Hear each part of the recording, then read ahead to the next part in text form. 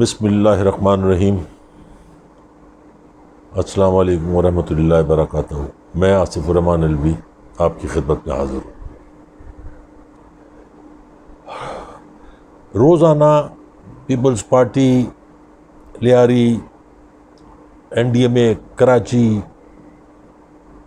سلسلہ چل رہا تھا۔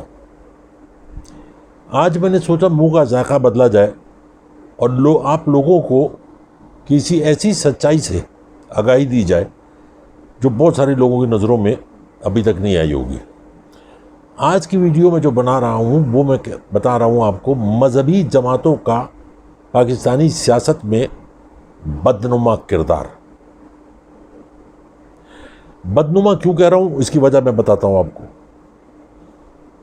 جب مذہب کا نام آ جائے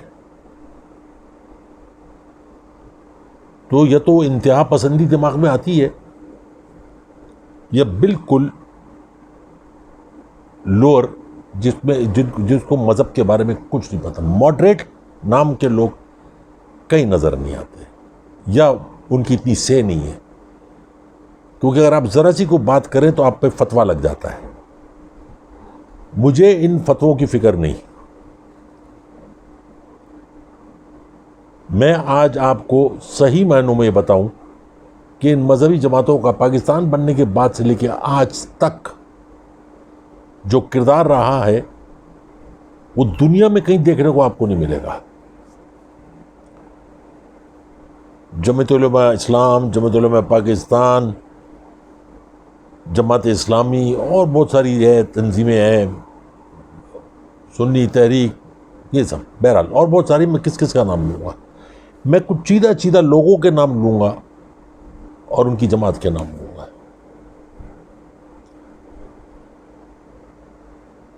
پاکستان بننے کے بعد جو سب سے بڑا ہمارے اوپر زوال آیا، عذاب آیا، وہ آیا مفتی محمود کے روپ میں۔ آج کل اس کا بیٹا ملا فضلو وہ عروج پر ہے۔ جماعت اسلامی میں آج کل سراج الحق اور دیگر۔ جب مذہب کا نام آتا ہے تو انسان سوچتا ہے کہ یار یہ اچھی باتیں بتائیں گے، اسلام کا بہتر رخ بتائیں گے، اسلام کی خوبصورت باتیں بتائیں گے، اللہ کی رحمتوں کے بارے میں بتائیں گے، جنت کے بارے میں بتائیں گے، کردار کو بہتر کرنے کے لیے کوئی طور طریقے بتائیں گے، پر ایسا ہے نہیں۔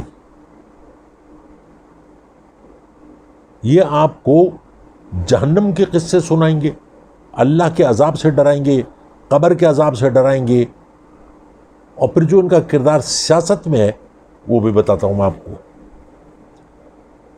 پوری پاکستان کی 72 سالہ تاریخ میں مجھے ایک جماعت، مذہبی جماعت بتائیں جس نے پاکستان کی بہتری کے لیے کام کیا ہو، شرع کے لیے کام کیا ہو، لیجسلیشن میں کام کیا ہو، انسانی حقوق کی بات کی۔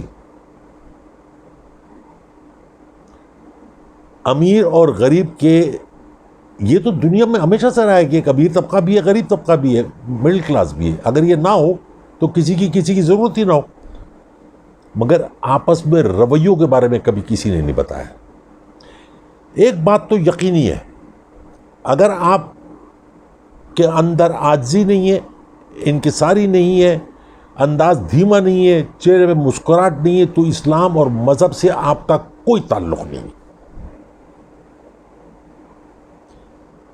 جو بچے ہوتے ہیں، جو چھوٹے ہوتے ہیں، یا جو آپ سے عمر میں کم ہو یا علم میں کم ہو، اس کا حق ہے کہ وہ آپ سے سوال کرے، بار بار سوال کرے، آپ سے اختلاف کرے۔ آپ کا کام ہے اس کو سمجھانا، اس کو بتانا، وہ اوپری منزل سے اتر کے نیچے آنا اور اس کے ساتھ بیٹھ کے اس کو سمجھانا کہ بیٹے یہ غلط ہے، یہ صحیح ہے۔ مگر یہ کہہ دینا کہ بس جو ہم نے کہہ دیا وہ صحیح ہے، یہ صرف اور صرف کفر کی نشانی ہے، تکبر کی نشانی ہے۔ تکبر صرف اللہ کی ذات پہ، اس کے بعد تکبر ختم ہو جاتا ہے۔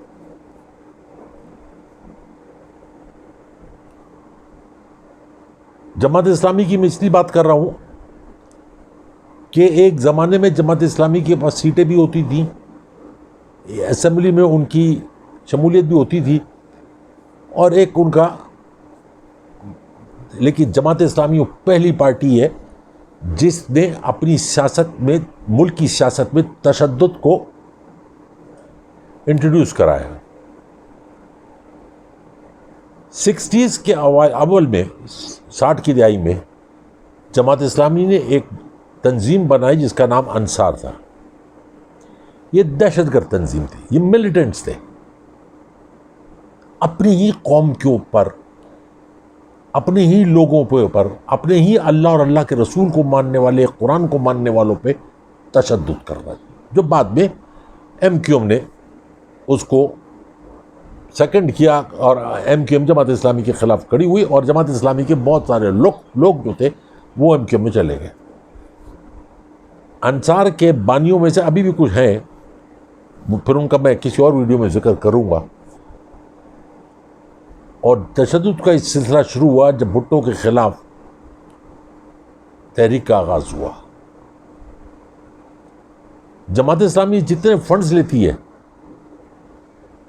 جتنے بھی فنڈز لیتی ہے، جماعت اسلامی کے فنڈز صرف اسلامی کاموں میں، لوگوں کی بقا کے کاموں میں خرچ نہیں ہوتے، وہ اسلحہ خریدنے میں، غنڈہ گردی پھیلانے میں، اپنے پالے بدماشوں میں، اس پہ بھی خرچ ہوتے ہیں۔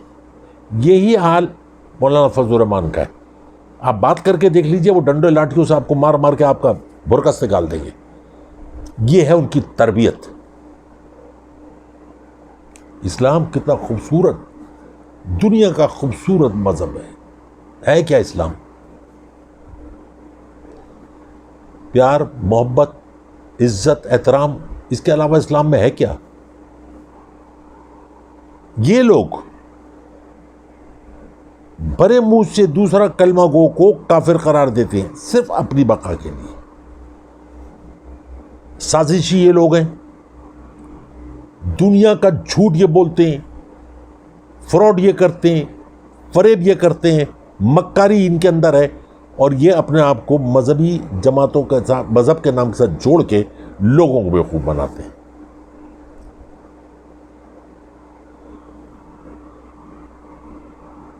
کوئی لیجسلیشن ہو، کہیں پہ کوئی بات ہو، جب تک کہ ان کے کھاتوں میں پیسہ نہ آئے، کوئی وزارت نہ آئے، یہ کبھی کسی حکومت کا ساتھ نہیں دیں گے۔ یہی سراج الحق جو کے پی کے میں پی ٹی آئی کے ساتھ شریک تھے، اس وقت پی ٹی آئی والے جو تھے وہ سب مسلمان تھے، ایمان والے تھے، اسلامی خد و خال میں رہنے والے لوگ تھے، مومن لوگ تھے۔ ان کے ساتھ انہوں نے حکومت چلائی 5 سال، وزارتیں بھی تھیں، فنڈز بھی تھے، پیسہ بھی تھا۔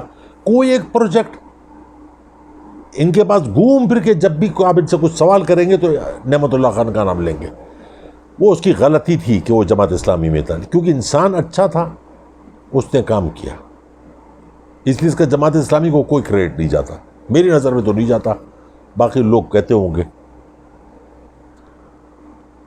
اس کے علاوہ ایک اور تھے، وہ میئر تھے ستار، حاجی ستار شاید نام تھا ان کا، 2 لوگ، بابا، اس کے بعد کوئی نہیں تھا۔ آپ ان کی کسی رکن سے، کسی کارکن سے مل لیجئے، وہ انتہا پسند ہے۔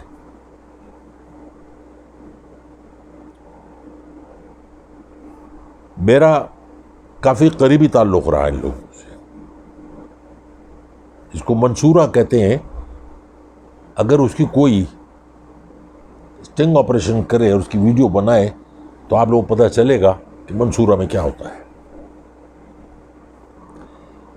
میں لوگوں کو یہ باور کرانا چاہتا ہوں کہ ان کے دھوکے میں مت آئیے۔ جب سے پاکستان بنا ہے، مجھے کوئی ایک ویڈیو، کوئی ایک کلپ، کوئی ایک اخباری تراشا دکھائیے جس میں مولانا فضل الرحمان نے یہ کہا ہو کہ پاکستان ہمارا ملک ہے، ہم پاکستان سے ہیں، پاکستان زندہ باد، یا یہ کہا ہو کہ پاکستانی افواج ہماری ہے۔ پلاٹ لینے کے لیے ہزاروں ایکڑ، اس کے لیے فوج ان کی ہے کہ انہوں نے لے لی ان سے پلاٹ۔ اس کے علاوہ آج پارلیمنٹ میں نہیں ہے تو یہ یہودیوں کی پارلیمنٹ ہو گئی، کفر کی ہو گئی. اجیت دیوگن کے ساتھ بیٹھ کے تصویر کھنچا سکتا ہے ملا فضلو. یہ ایک ایسی لعنت ہمارے اوپر ہے کہ جس کو ختم کرنا آسان کام نہیں، لیکن وقت کے ساتھ یہ بھی ختم ہوں گے.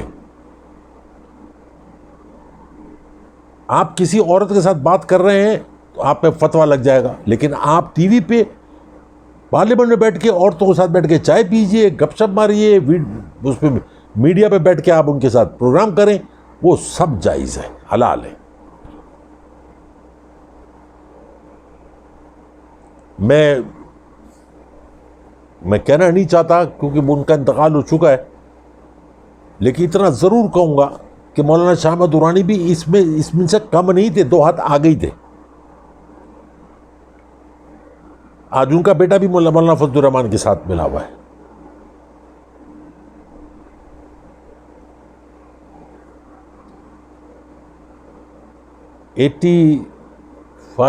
ایٹی سکس میں میریٹ ہوٹل میں اپنی فیملی اور کراچی میں اپنی فیملی اور کچھ دوستوں کے ساتھ، ان کی فیملیوں کے ساتھ بیٹھے ہوئے ڈنر کر رہا تھا.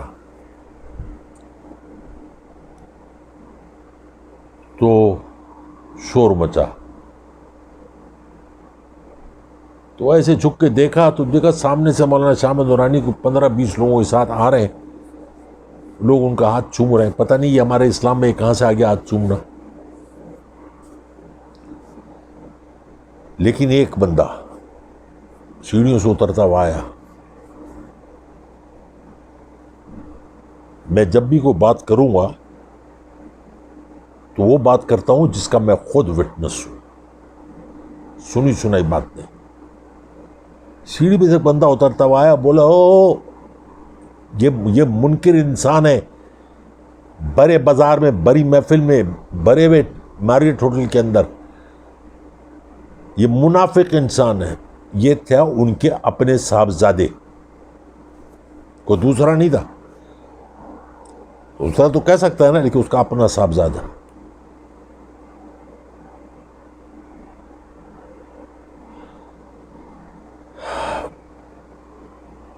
بڑا لمبا قصہ ہے، لیکن یہ ہالینڈ میں، آمسٹرڈیم میں ایک ان کی بہت بڑی مسجد ہے جو ابھی موراکنس کے پاس ہے. میں ہالینڈ گیا ہوا تھا، ٹی وی پہ ایک خبر آئی جو میں نے سنی. میں نے اپنے دوست سے پوچھا کہ یہ کیا ماجرا ہے. اس نے کہا تم کو نہیں معلوم؟ میں نے کہا نہیں، میں تو رات کو ہی آیا ہوں. اس نے کہا یہ یہاں کی سب سے بڑی مسجد ہے. وہاں پہ جو پراپرٹی ہوتی ہے وہ اس پہ کچھ گورنمنٹ کا، کوئی بھی پراپرٹی تو گورنمنٹ کا بھی شیئر ہوتا ہے اور آپ کا بھی ہوتا ہے. 100% آپ کی نہیں ہوتی، چاہے وہ چرچ ہو، مسجد ہو، لائبریری ہو، گھر ہو، کچھ بھی ہو، 100% آپ کی نہیں ہوتی. تو اس نے بتایا آج سے 4 سال پہلے مولانا شاہ احمد درانی آئے تھے اور یہاں انہوں نے پھڈا ڈال دیا تھا اور مسجد جو تھی بند ہونے لگی تھی. تو موراکنس نے وہ مسجد کی جو کمیٹی تھی وہ ان کے حوالے کر دی. پورے ہالینڈ کو پتہ ہے بات، ان کے حوالے کر دی. اب یہ جو مسجد کا آکشن کی بات آئی ہے وہ اس لیے آئی ہے کہ 4 سال میں انہوں نے کوئی بل نہیں پے کیا، اس کے ٹیکسز نہیں دیے، کچھ نہیں دیے، تو گورنمنٹ نے اس کو سیز کر دیا. اس مسجد کو لینے کے لیے کافی لوگ انٹرسٹڈ تھے، خاص طور پہ جو ہالینڈ کے امیر ہندو تھے. لیکن موراکنس بیچ میں آیا اور انہوں نے وہ مسجد کو سارے ڈیوز کلیئر کیا اور وہ لے لیا اور آج موراکنس کے پاس ہے. یہ ہیں ہمارے مذہبی اسکالرس جن کو آپ کہتے ہیں، مفتی کہتے ہیں، علماء کہتے ہیں، یہ ہیں وہ لوگ.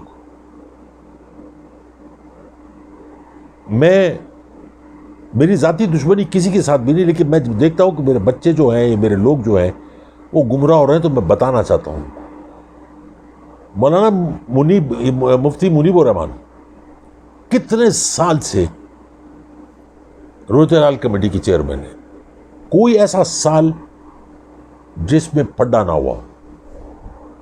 اسلامی لوگ ہیں نا، مذہبی لوگ ہیں، ان کا مذہب عام لوگوں کے مذہب سے مختلف ہے. یہ چاہتے ہیں کہ جو مذہب کا انہوں نے کہا ہے، جو اسلام کا انہوں نے کہا ہے، لوگ اس کو فالو کریں. اگر بلوچستان سے یا کسی ٹمبکٹو سے کہیں سے بھی کوئی گواہی آئی ہے، اس کو نہیں مانتے.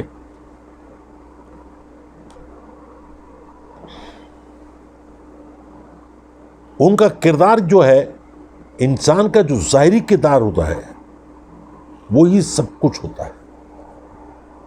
اس میں کہیں نہ کہیں حقیقت بھی آتی ہے. اگر آپ کی بات میں اثر ہے، لوگ آپ کی بات کو سنتے ہیں اور آپ کی بات میں اثر ہے، تو اس کا مطلب یہ ہے کہ آپ کا ظاہر اور آپ کا باطن ایک ہے. اس لیے اللہ تعالیٰ نے آپ کی زبان میں اثر دیا ہوا ہے. مفتی صاحب رویت الہلال کمیٹی کے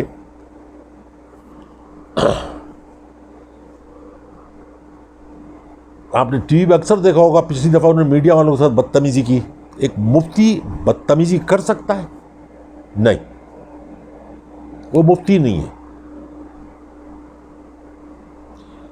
وہ مفتی نہیں ہے جو کسی دوسرے مسلمان کو یہ کہے کہ یہ مجھے ٹی وی پہ آ کے فلاں نماز سنا دیں.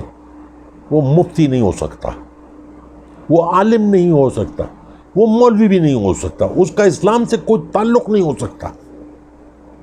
حکومتوں کی کیا مجبوریاں ہیں کہ ایسے لوگوں کو نہیں ہٹاتے؟ واللہ اعلم بالصواب.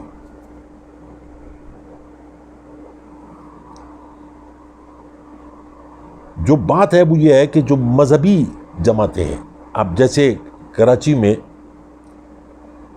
ایک وہ بھی الیکشن میں حصہ لیتی ہے پارٹی، سنی تحریک. میری بات بڑے غور سے سنیں، کراچی کے تھانوں میں بھی وہ فون کر کے اپنے آدمی چھڑا کے لے جاتے ہیں. کچھ دن پہلے بھی چھوڑائیں. ایسی کیا بات ہے کہ یہ نام اللہ، اللہ کے نبی، قرآن، سنت، اس کا نام لیتے ہیں اور یہ بدماش بن جاتے ہیں، کیونکہ سامنے والا ان سے سوال نہیں کر سکتا. میں ان سب کچھ کہتا ہوں کہ آؤ بیٹھو اور بتاؤ اسلام ہے کیا. ان کے پاس کوئی جواب نہیں ہے. مجھے اگر کوئی پوچھتا آپ کس فقہ سے، تو میرا کوئی فقہ نہیں ہے. میرا اللہ ایک ہے، اللہ کا رسول ایک ہے، قرآن ایک ہے، بس اس کے بعد اور کچھ نہیں.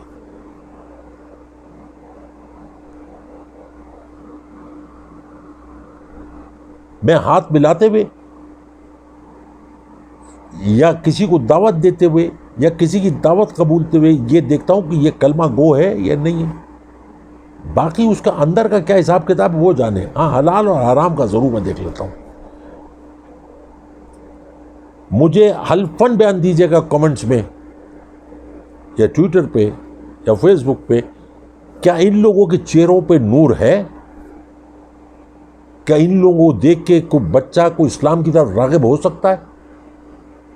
یہ سراج الحق صاحب کی جتنی تقریریں آپ سنتے ہیں آج کل ٹی وی کے اوپر، کیا وہ کسی مسلمان، کسی ایمان والے کی ہو سکتی ہیں؟ کیا مولانا فضل الرحمان کی جتنی ٹی وی پہ آپ لغویات سنتے ہیں، بکواس سنتے ہیں، کیا وہ کسی ایمان والے کی ہو سکتی ہیں؟ نہیں، کبھی نہیں ہو سکتی.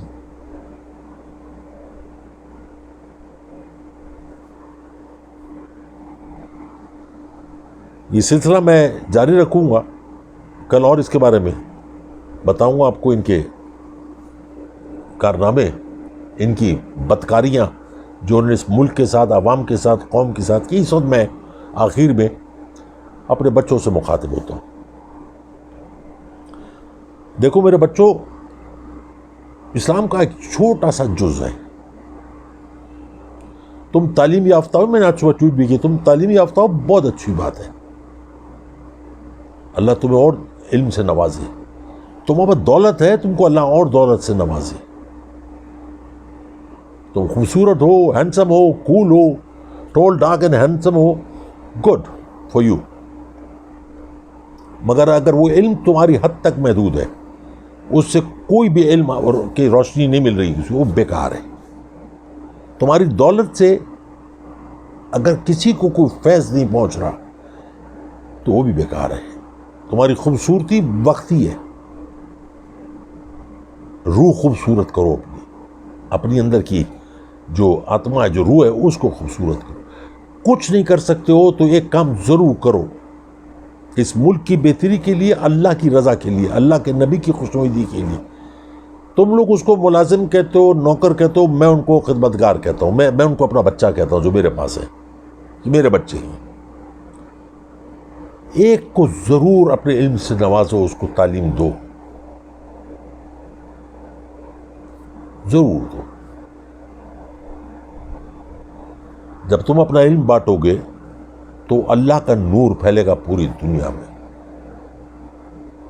اپنی دولت سے کسی کی تعلیم کا خرچہ اٹھا لو یا کسی بچی کی شادی کرا دو، کسی بیوہ کی، کسی یتیم کی، تو تمہاری دولت میں برکت ہوگی، ختم نہیں ہوگی، اس میں اضافہ ہوگا۔ تم خوبصورت ہو، اگر تم کو دیکھ کے لوگوں کو چہرے پہ مسکراہٹ آتی ہے تمہارے کردار سے، تمہارے دھیمے انداز سے، تو تمہارا حسن جو ہے وہ بہت بہترین حسن ہے اور تم خوبصورت ہو۔